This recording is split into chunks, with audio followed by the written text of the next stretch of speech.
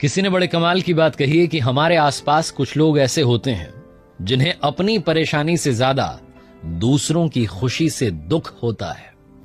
नमस्ते दोस्तों, मेरा नाम है आरजे कार्तिक। माय एफएम से एक छोटी सी कहानी पुराने जमाने की एक राजा की, जो रोजाना 100 लोगों को भोजन कराता था, खीर खिलाता था, जरूरतमंद की मदद करता था। रोज का रूटीन था।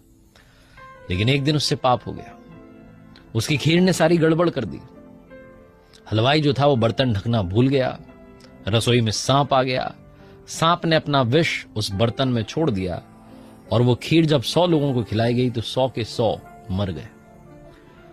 राजा को अंदर ही अंदर बुरा लगने लगा, घुटने लगा, ग्लानि होने लगी कि क्या पाप कर दिया। मैं तो पुण्य करने चला था, मुझसे इतना बड़ा पाप हो गया। 100 लोगों की जान चली गई। उससे अब शासन संभाला नहीं जा रहा था। उसने कहा मैं राजपाट छोड़ता हूं, अपना उत्तराधिकारी घोषित करके उसने कहा मैं जंगल जाऊंगा, भक्ति करूंगा, भगवान से कहूंगा मुझे माफ करो, पश्चाताप करूंगा।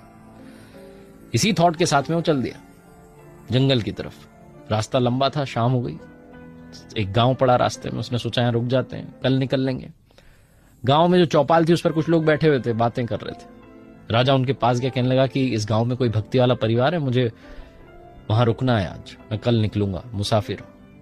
चौपाल में कुछ लोग बैठे थे। उन्होंने कहा हाँ, एक घर है, उसमें भाई बहन रहते हैं, वो बहुत भक्ति करते हैं, वहां चले जाओ। राजा उस घर में चला गया। उनसे रिक्वेस्ट की कि मुझे आप रुकने दीजिए, मैं कल निकल जाऊंगा, मुसाफिर हूं। उन्होंने कहा हाँ हाँ, आपका स्वागत है। रुकवाया गया, भोजन कराया गया। अगली सवेरे वो जो बहन थी उसका एक रूटीन था। वो सुबह जगने के बाद में ध्यान करती थी, ईश्वर की भक्ति करती थी, मेडिटेशन करती थी और उसके बाद में फिर वो अपना रूटीन काम करती थी, भोजन बनाना, ये सब। उस दिन वो लड़की जब जगी सुबह तो वो ध्यान में बैठी और उसके बाद में उठी नहीं। बहुत समय लगा उसे। जब वो ध्यान से जगी, ध्यान से जब बाहर आई तो भाई ने कहने लगा भाई अपनी बहन को कि दीदी क्या कर दिया, आज मुसाफिर रुका हुआ, आज थोड़ा कम ध्यान कर लेती, हमें इनको भोजन करा करके भेजना है। तो बहन अपने भाई को कहने लगी क्या बताऊं भैया, आज तो प्रभु की सभा में एक अलग ही बात चल रही थी। तो उसने पूछा क्या हो गया। तो बहन ने बताया कि वहां जो है सभा में बहस चल रही थी। एक मसला आ गया था। एक राजा ने 100 लोगों को रोजाना भोजन कराता था। गलती से उसने जो खीर खिला दी वो जहरीली थी और वो पाप जो है अब किस पर चढ़ेगा, ये समस्या थी। तो भाई ने पूछा कि क्या ऐसा क्या हो गया। तो वो बहन बताने लगी कि राजा जो था वो खीर खिलाता था और जो हलवाई था जिस दिन उसने खीर बनाई तो उस दिन बर्तन ढकना भूल गया, सांप आ गया और वो सब कहानी उसने सुनाई। तो बहन कहने लगी कि अब ये बहस छिड़ गई है कि पाप किस पर चढ़ेगा। हलवाई पर लगेगा पाप क्योंकि उसने बर्तन नहीं ढका, गलती की, लापरवाही की। सांप पर लगेगा क्योंकि उसने अपना जहर छोड़ दिया, या राजा पर लगेगा क्योंकि वो भोजन कराता था। तो अभी यही बहस चल रही है। राजा जब ये सब सुन रहा था तो उसने कहा तो मेरी बात है। राजा ने कहा अच्छा फिर वो किस पर लगा पाप, किसको चढ़ा। तो बहन ने कहा कि अरे अभी फैसला होना बाकी है, कल शायद हो जाए।